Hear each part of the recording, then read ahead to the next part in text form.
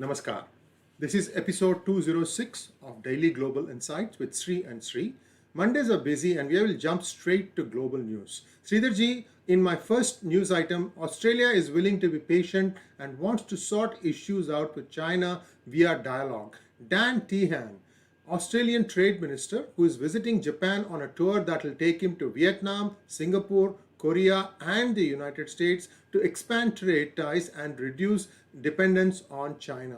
So he's giving both sides. He says that, I'm going to try and reduce my dependence on China. At the same time, I want good relations with China. How do you see this, sir? It's a very interesting statement and an observation, which is, Dan is saying that, I want to be patient and I'll be patient to work with the Chinese because we have an existing trade deal with them. Having said that, we also want to work out a fairly balanced approach. So we are not in this situation of being dependent totally on China, which puts the security of Australia to risk. So hence, I'm expanding and making the visit. So I think much of the pressure is coming from the Australian industry, which is to say you need to have a gradual transition plan. You cannot afford to have a unilateral program of complete cutoff from one side. So that's how I see it. Remember, Australia is also part of quadrilateral or Quad, as it's called, what is left of it. And Australia is also part of multilateral relationship with the United States and the rest of the nations, protecting the borders. Japan to deploy F-35B fighters to bolster Nansei Island's defense. Kyushu will host vertical landing jets amid increased military activity. US Marines drill in Japanese language to better align with Strategic Defense Forces, that's called as SDF. So Japan is preparing for war. Japan is very clear that the war is inevitable. The rhetoric that is coming from China implies that Taiwan is at imminent threat, which simply implies that Senkaku is in the radar, which is adjacent to it, where there has been consistent incursions from the Chinese. So they say, we got to get ready, and we're going to defend China, and we're going to defend East China Sea. Thailand bans public gatherings as COVID cases increase and daily deaths rise. Protesters clash with police. Hundreds of Thailand medical workers infected despite Sinovac vaccinations. Sinovac, China created antivirus vaccine. This is now really causing a huge upheaval in people's lives, isn't it? It is causing huge upheaval. What is bothering the Thai people is that the frontline workers who were given the first set of vaccines, as is the case in most countries in the world, which went through this vaccination program, they find that they themselves are now infected. So what do you do in terms of the resolution of the crisis in their respective country? There's actually agitations in Thailand going on. People come out because of the various bans and inability of the government to address this specific issue. So China is,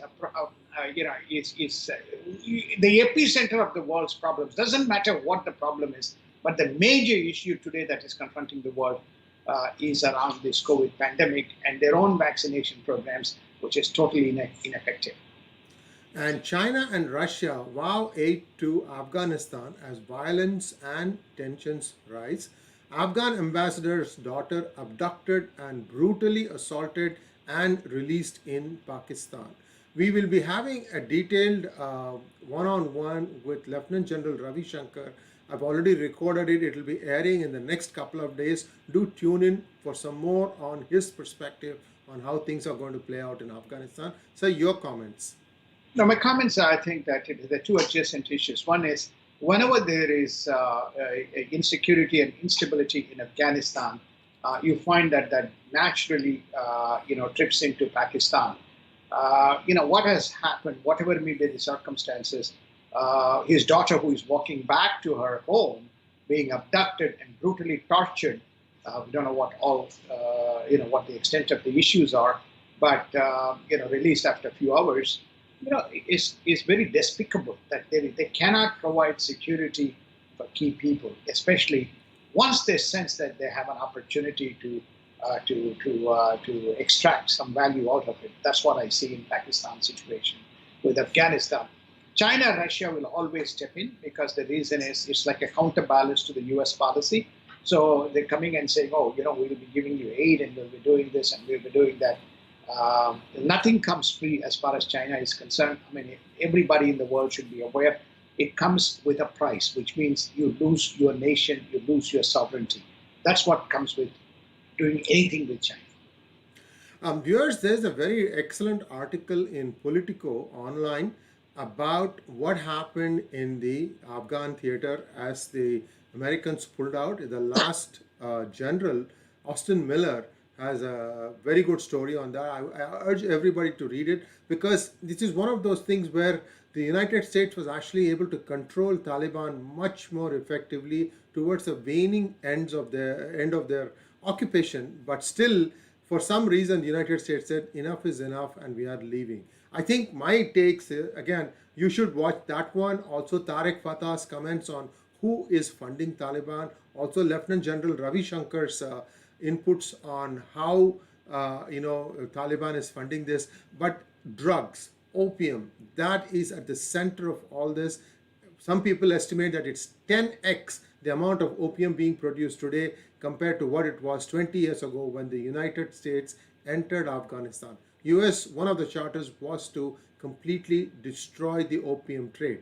Never happened. In fact, it's flourishing now. A lot of Pakistan has drug problems and so does India. So this is becoming one big mess. Sir, your thoughts on what is happening with Hong Kong? I'll just read out the news item, sir. On one hand, US sanctions Hong Kong officials over democracy crackdown, while on the other, US Deputy Secretary of State Wendy Sherman plans a visit to China if all things align. I don't know what all things align means. She's on a visit to Asia this week. So your thoughts? My thoughts are that China is tightening the grip. Very typical, when they take over. I mean, Tibet is an example. Or forget Tibet. China itself as a country is an example. Suppression, regression, withholding of rights and imposition of security and will until everybody bows to Mr. Xi Jinping and waves the Communist Party flag. That's the story as far as what you're witnessing is exactly something similar. So US says I'll sanction Hong Kong officials, and actually US has also given a business advisory warning, which is if you're transacting in Hong Kong, be careful. On the other hand, you're getting a statement being issued on the same day, which is Wendy Sherman, who's the Deputy Secretary of State, saying, well, I'm waiting for things to normalize or things to stable and the environment to be correct before I can go there and see how we can, work together. So that seems to be this. This is the contradictory voices that come out. So there is a president and then there is another president, and this is the reflection of some of these things that are coming out of the White House. And United Kingdom Prime Minister Boris Johnson and Finance Minister, or they call him the Chancellor of the Exchequer, Rishi Sunak, both self-isolate after coming in contact with Health Secretary Sajid Javid. He has confirmed that he has tested positive for COVID. Major European floods over the weekend show, according to experts, the urgent need to tackle climate change. Tens of thousands of people took to streets in France protesting against the new COVID rules.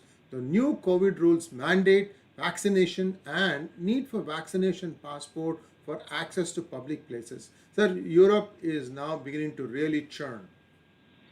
I think the first news item, which is effectively Mr. Boris Johnson and Rishi Sunak, it's very, very unfortunate and maybe even irresponsible that two key members coming in contact with someone or the person not being responsible or cognizant that he has eventual COVID. I mean, COVID just doesn't pop up. I have had COVID. It just doesn't pop up just like that. Okay, so therefore, I'm not kind of giving a theoretical rhetoric. I know what happens leading up to the time when you get to COVID.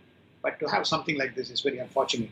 And COVID seems to be creating a huge problem in Europe right across. It's not just in France, but even in UK as well. So somehow people have reluctance to carry these passports and to be vaccinated. But without vaccination, I don't think this issue is going to be solved.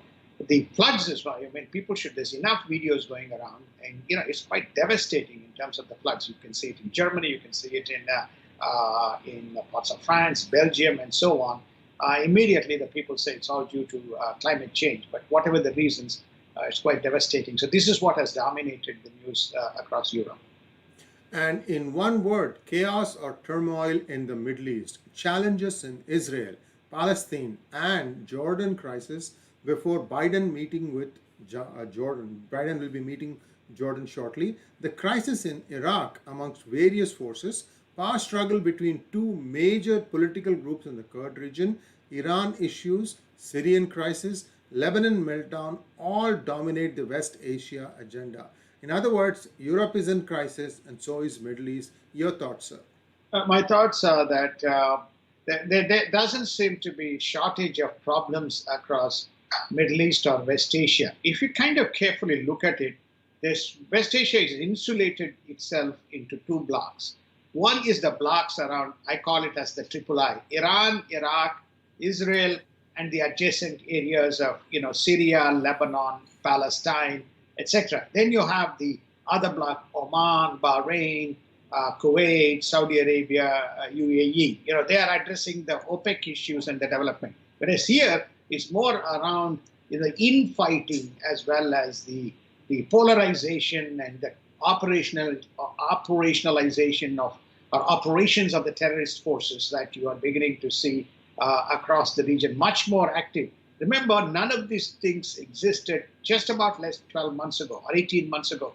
All of this has surfaced because they feel that there is a vacuum in the leadership and there is no one who is going to act. So therefore, they can, whimsically act on this basis. Even you have problems in Kurdistan between the two major Kurd parties in terms of the infightings.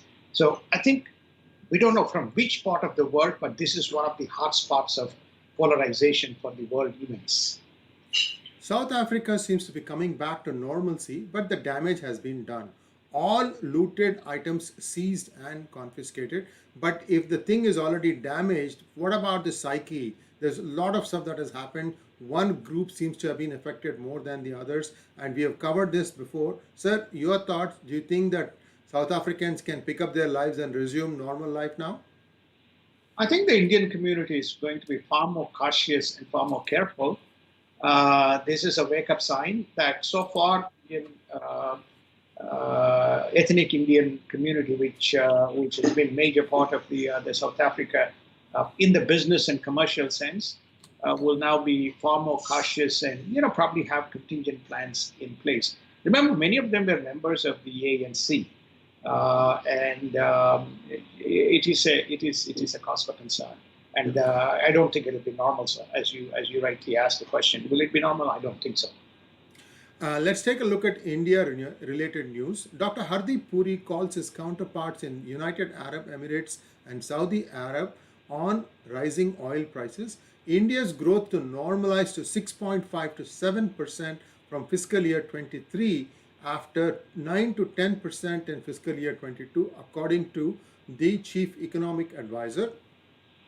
As India prepares for trade negotiations with the US, UK, EU, and even Indian Ocean region, an independent think tank has recommended that India set up an independent trade negotiating body with expertise. Indian companies make direct investments worth 2.8 billion overseas in the month of June.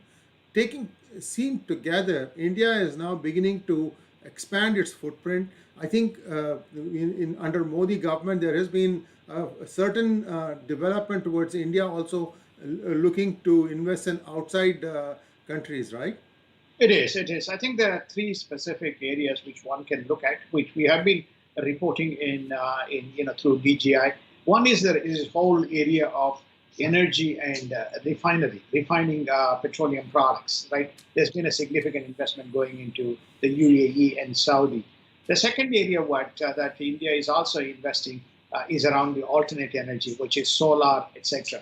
Then the third area that India is beginning to invest is around the tech platforms and the tech solutions around the world. So you're beginning to see India exert its footprint around the world in expanding its capabilities and with an intent that they would have a big opportunity emerging. That's a very good news. The economic growth, I think everybody knows, this year is going to be around somewhere between 9 to 10% or 11%, depending on what happens with Delta variant. And then what the CEA is saying, it normalizes around the 7%. In my view, it should be somewhere between 7 and 8%, but not 6.5 to 7%. That will not trigger it to reach this 5 trillion much faster than it should be around that 78% to get to that milestone. I think it's good Dr. Puri is much more proactive in dealing with the energy issues. The good news is the OPEC, between Saudi Arabia and UAE resolve these issues, and we are beginning to see some price points coming down. At least $1 reduction in the overnight energy prices is evidence as a result of increasing the output from the OPEC side. Semi-high-speed rail contemplated between Rajkot and Ahmedabad with support from central government. Modi government also to roll out 10 new Vande Bharat trains connecting 40 cities before 2022. Soon, travel on national highway will be possible at 120 kilometers per hour as Nitin Gadkari increases speed limits. 120k is approximately 70 miles per hour, maybe 72 or 73 in miles per hour, almost on par with the United States, isn't it, sir? It's almost on par with the United States. I'll be very surprised if some of the Indian drivers don't drive at that speed, official or unofficial, in some of these beautiful highways that have come up now in India, thanks to Mr. Gadkari. So that's great news.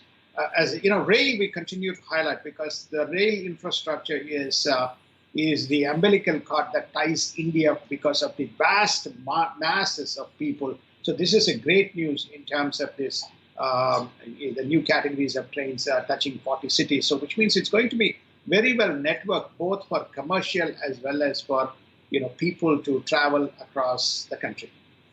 Over 1 crore homes in encephalitis hotspots provided tap water connections under Jal Jeevan Mission. Government's planning 4 new airports and 37 helipads to boost connectivity. I'm assuming some of these are along the line of actual control, sir? It is. They are.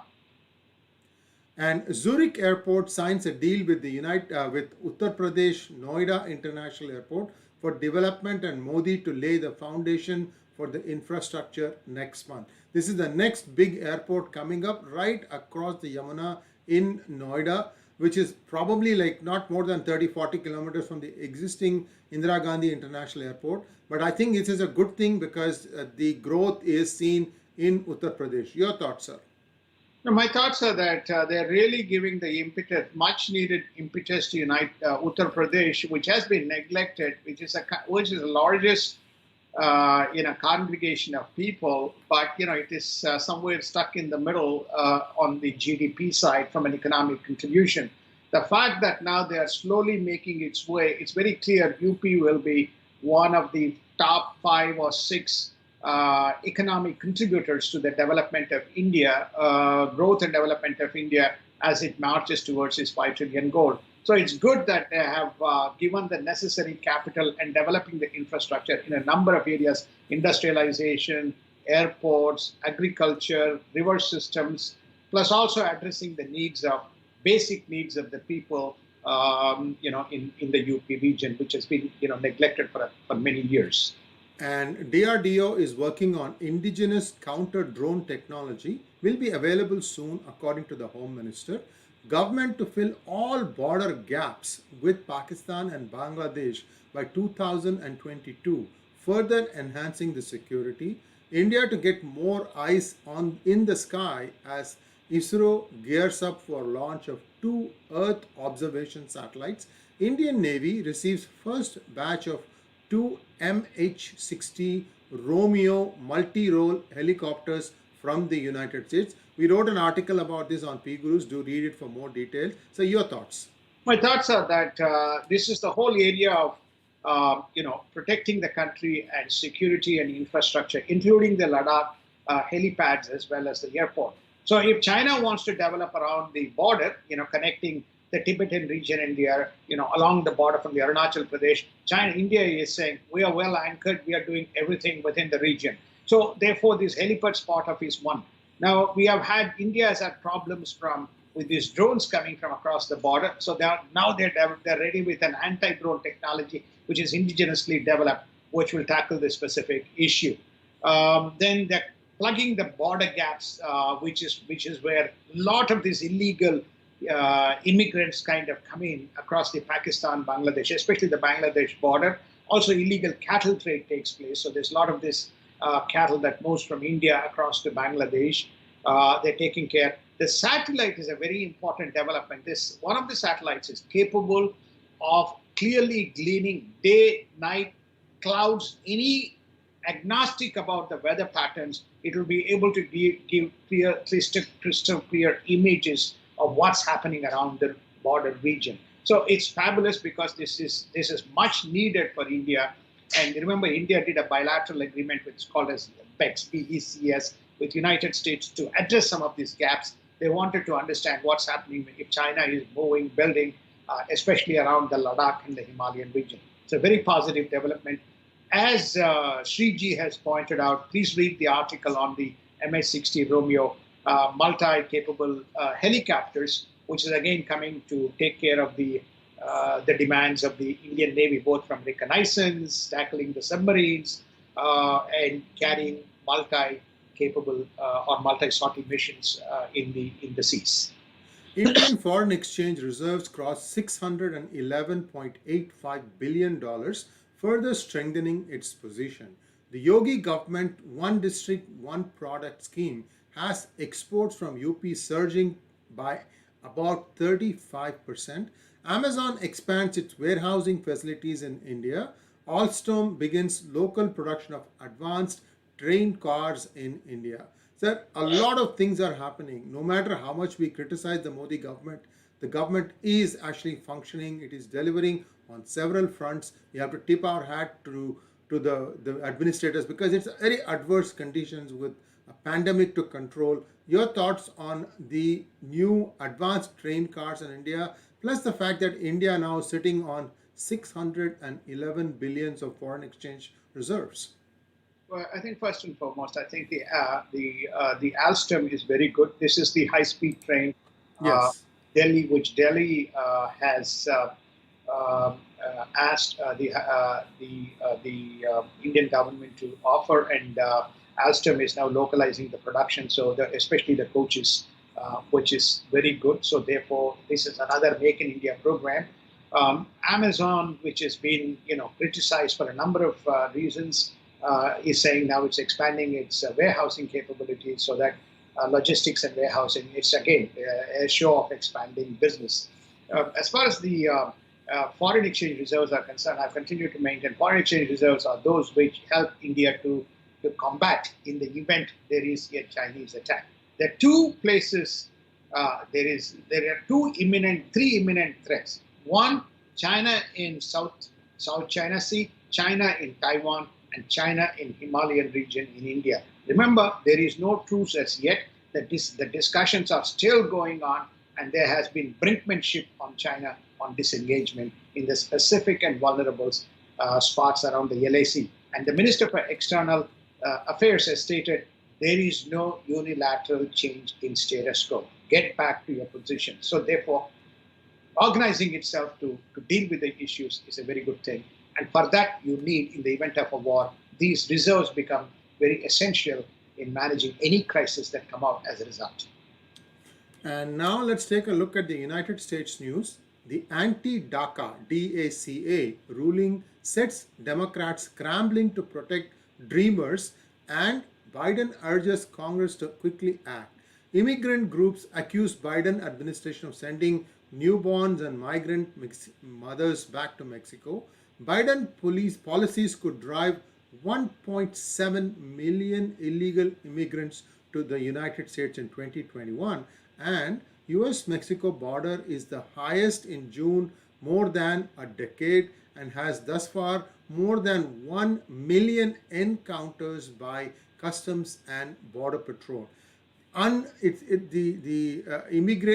immigration attempts to cross the border is at an all-time high, is how I see it, and this is being fanned by the Democrats, the progressives. I don't know what these people are smoking, what kind of tea they are drinking, what kind of coffee they are drinking. They need to really get their head out of wherever it is buried right now. Sir, I want to tell our viewers, listen, we have been monitoring who actually watches our hangouts, and what we have found is several people from Washington DC, the lawmakers, their aides, people who are making the critical decisions, they all watch DGI. So whatever it is that we are providing, it is being seen as something that is independent. We are not taking sides. We're not holding a brief for the Republicans, nor are we dead against Democrats. We have also encouraged and appreciated some of the good moves that Biden administration has done. But I just want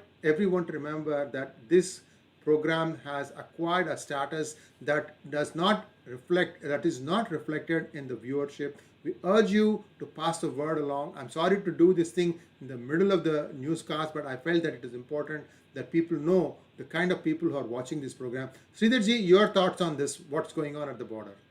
I think that we have covered this, but it is a reinforcement of three specific items. First and foremost, the DACA ruling now implies that there's close to a million. Somewhere the number is between 700, 800,000. We have covered what a DACA is, who it covers, what it means for these dreamers who are living in the United States. The court has ruled in one clean sweep, this whole makes it constitutionally illegal, the process of immigration, the way you guys are crafting. So therefore the DACA is illegal.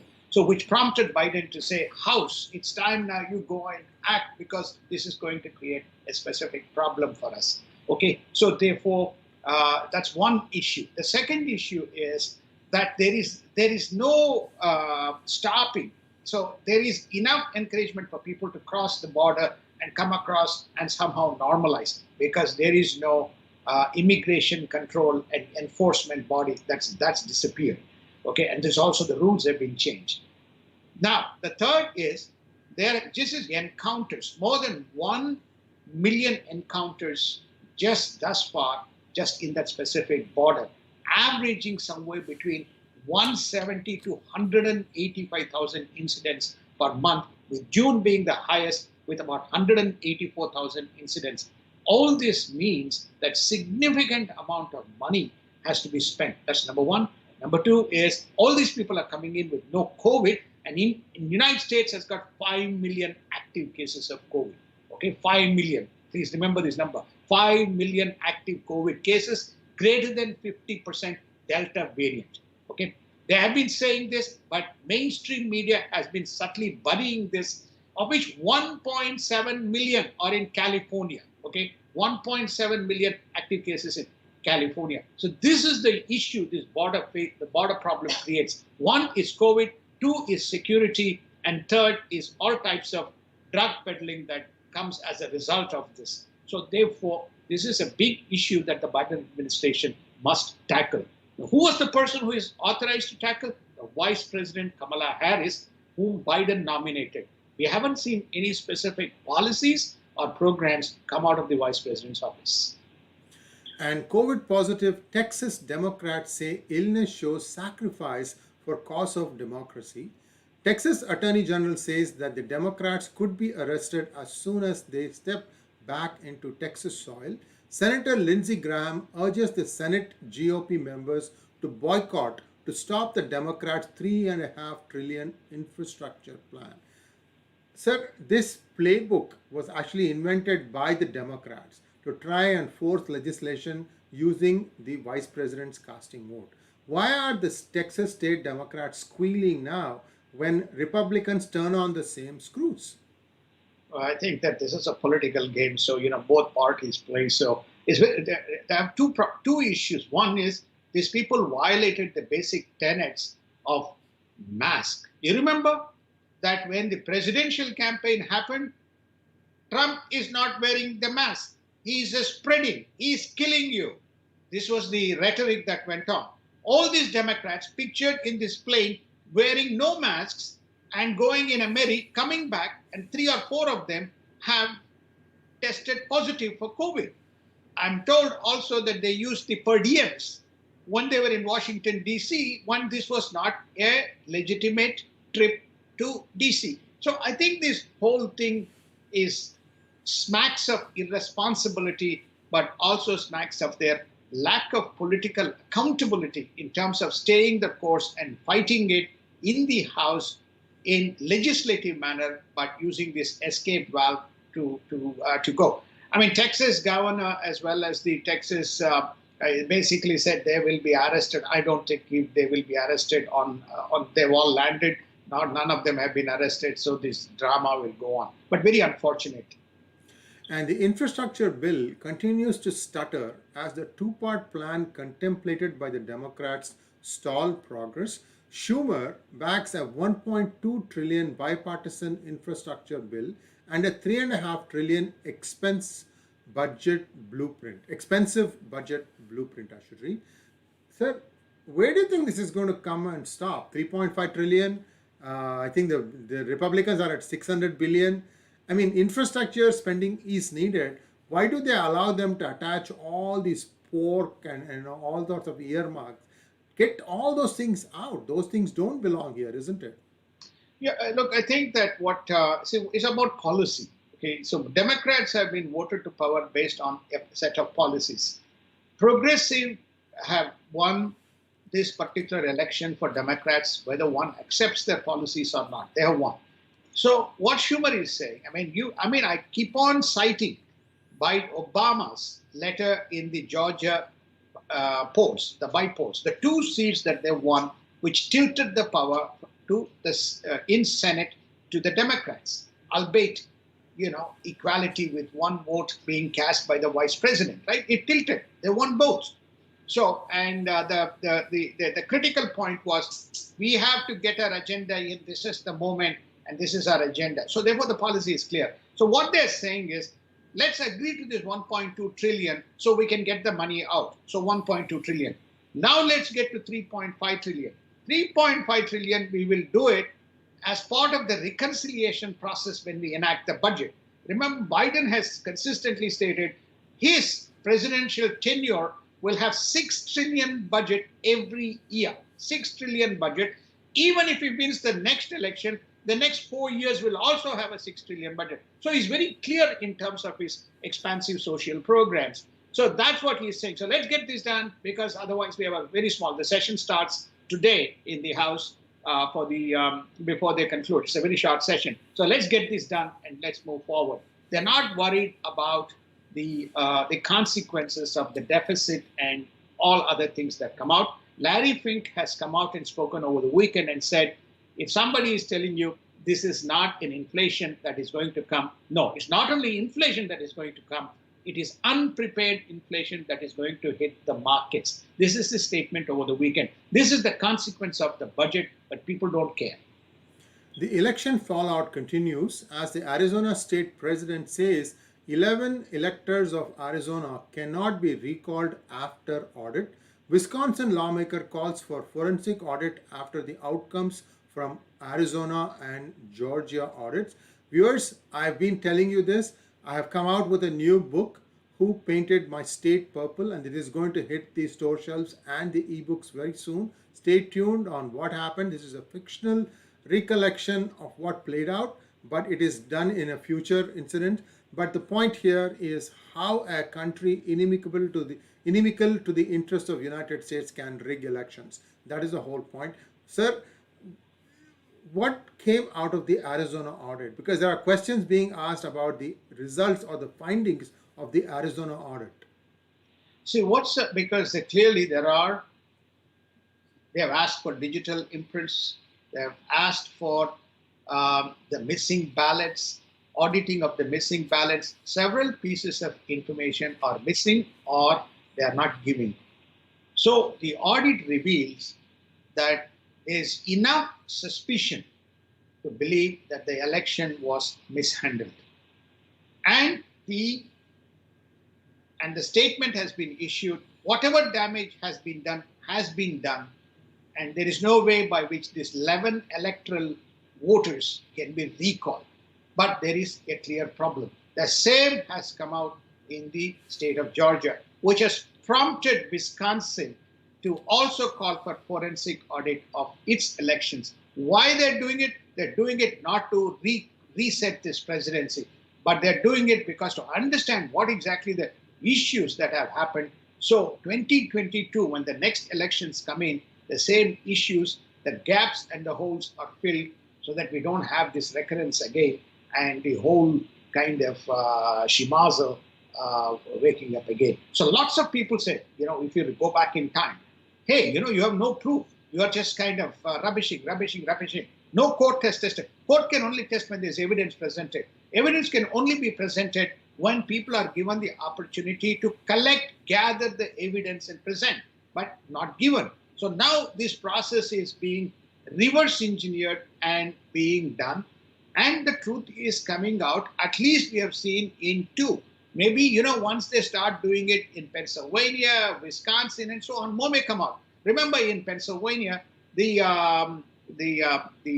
governor and some members of the Congress have stated, please do not give data and do not cooperate with the GOP, which is asking for information. If you have truth, why you don't want to cooperate? Why you don't want to fix the issues that makes the election process legitimate?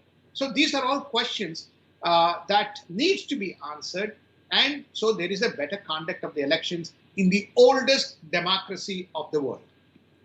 And this again brings forward the question, should you trust election of your US president to the local county officials with their own rules and procedures, their own choice of machines? It's just all over the place. The quality, I think that is something that the United States as a country needs to be looking at. Now, moving on, Facebook refutes Biden's claim that it is killing people with COVID misinformation. This is very interesting. When the Democrats lost in 2016, Obama called up allegedly Mark Zuckerberg and said, Mark, you want to run for president of the United States someday? What you did here in the 2016 election is going to come and bite you at the wrong place. So this is the statement that was famously made by the then outgoing president Barack Obama. Maybe Facebook tilted the other way for the 2020 elections. And now that the Democrats are in power, guess what they're trying to do? They're trying to break up Facebook. So either way, the politicians are going to do what is going to help them. I hope Facebook smells the coffee and do what it is supposed to do. Give a level playing field. Let every idea blossom. Don't block selectively. We know your workforce is woke. Your workforce needs reorientation. They need their mindset. They need their attitudes adjusted. This is my 2 cents. So your thoughts?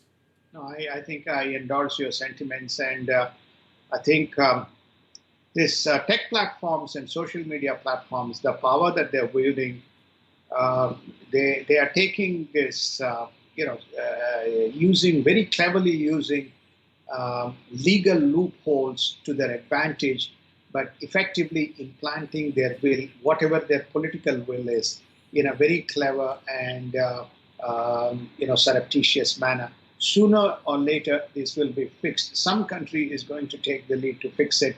And I have a feeling it's not United States that it's going to. Russia is already doing it. China has already done it.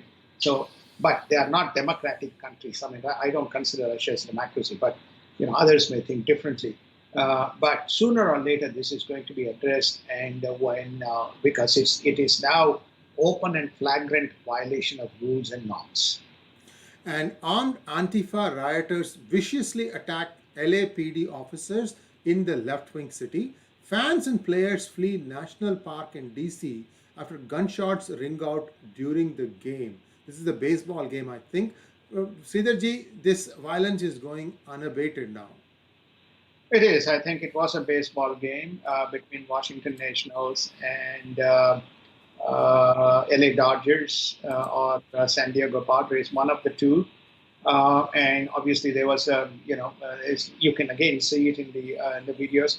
The point that we're making is now the crime is hitting the same cities again and again and again. Every weekend you see this recurring event. I don't know what exactly is driving. Is it drugs? Is it whatever it is?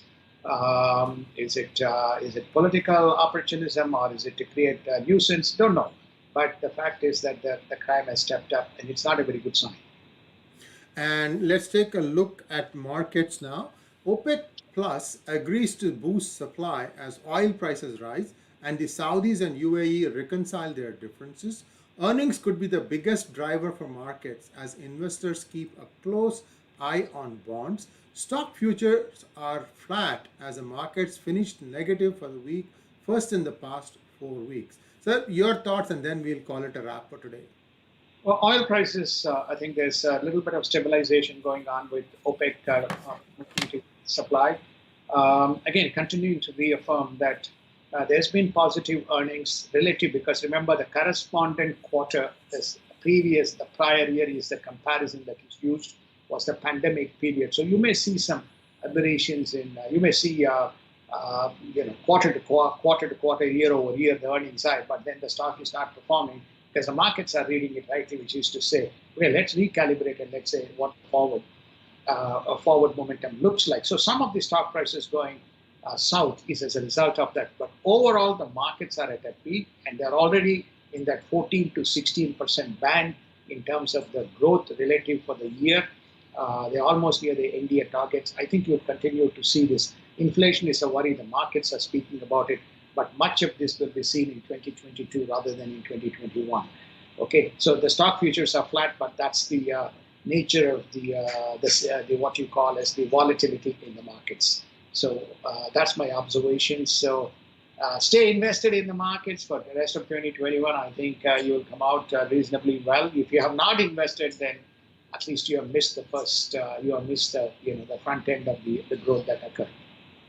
Thank you very much, Sridharji. We'll be back tomorrow, bright and early. Namaskar. Namaskar. Thank you. Have a wonderful day.